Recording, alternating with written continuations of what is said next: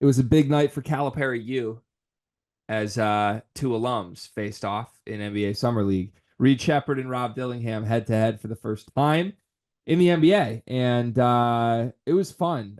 This is probably one of the top two things I've looked forward to most in Summer League this summer. The first one was Zach Edey's debut. I was just like on the edge of my seat.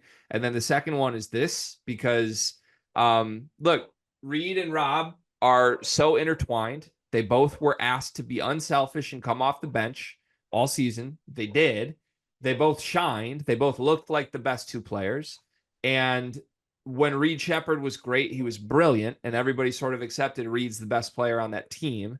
But when Rob shined, he was better, in my opinion. Like Rob's brightest moments were more take you over spotlight star performances than Reed Sheppard's have been. So I was excited for this because I'm in like the mode of these two are going to go at it. These two are going to give us something, give us a show. And to that point, I think they did. Rob Dillingham wasn't his best. He didn't shoot his best, but finishes with 15 points, 6 assists, 5 rebounds. He was 6 for 21 from the floor, did have 3 turnovers.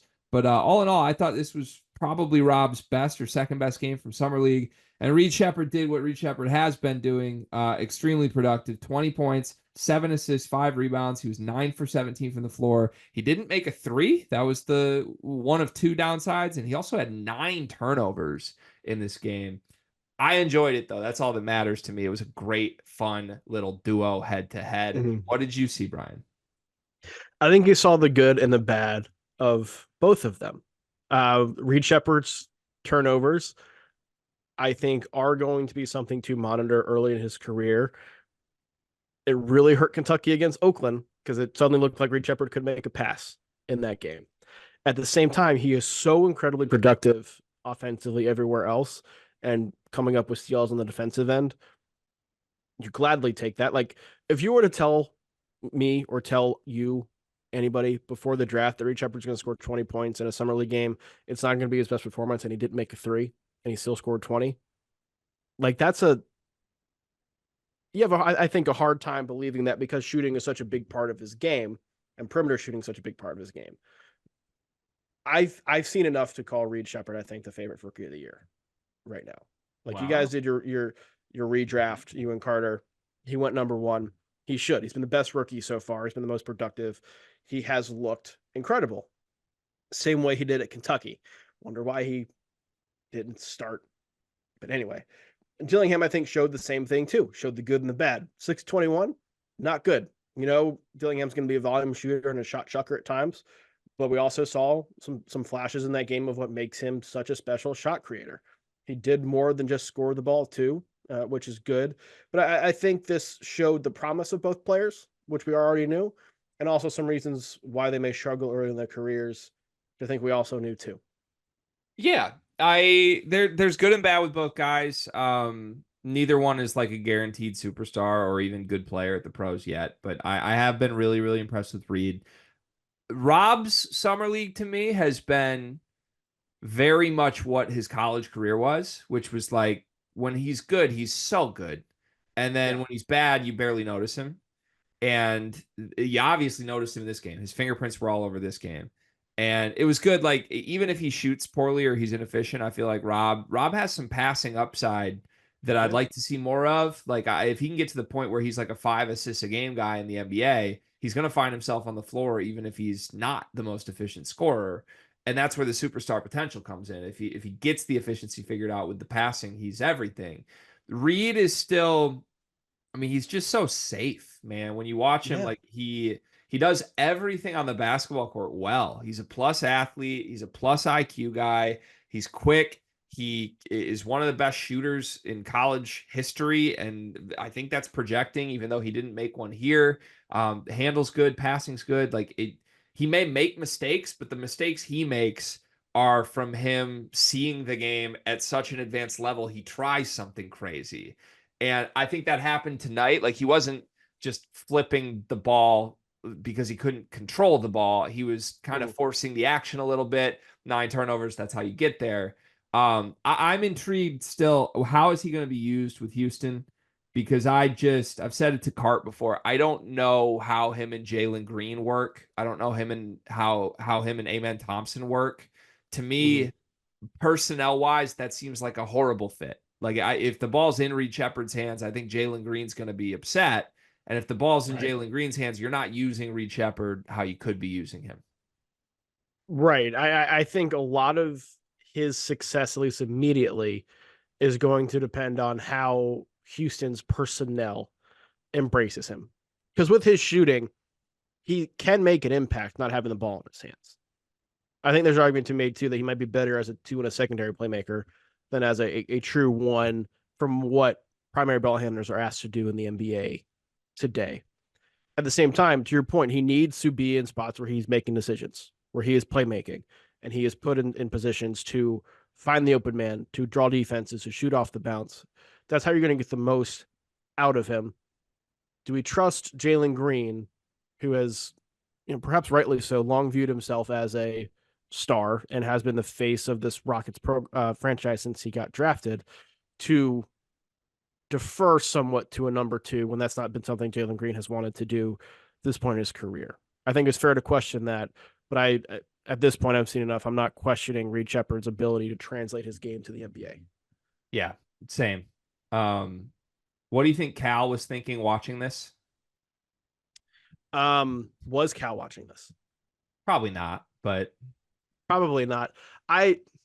He's probably going to prop these two up as, the 2 latest proud members of Calipari U, who he couldn't get past the first round of the NCAA tournament and didn't start either of them.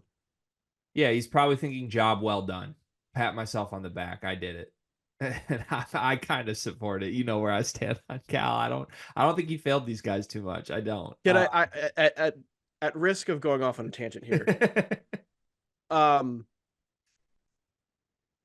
Calipari gets credit for like guys being good in the NBA, right? And a lot of times they're take big jumps in the NBA that they didn't take in college.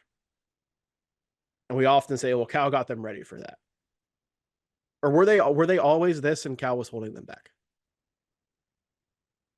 Here's I think it's fair to wonder that with these guys. It's a fair question. This makes me want to do a whole topic on this with you at some point. It's a very good question going back like a decade. Like probably more often than not, the guys who became pros were pros. I think that's fair.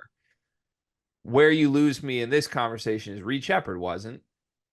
No. Are you sure? Like he wasn't rated that way, but he was dominant and efficient from day one in Kentucky. But that's what it is. Like if you step on Kentucky's campus as a 4-star kid that people are concerned isn't going to play at Kentucky, and you end up the 3rd pick in the draft, that's a job well done, regardless of if you started or did not. And yeah, I hear you. Maybe you drop Reed Sheppard on Mississippi State and he still gets picked 3rd overall. I don't know. I would say probably not.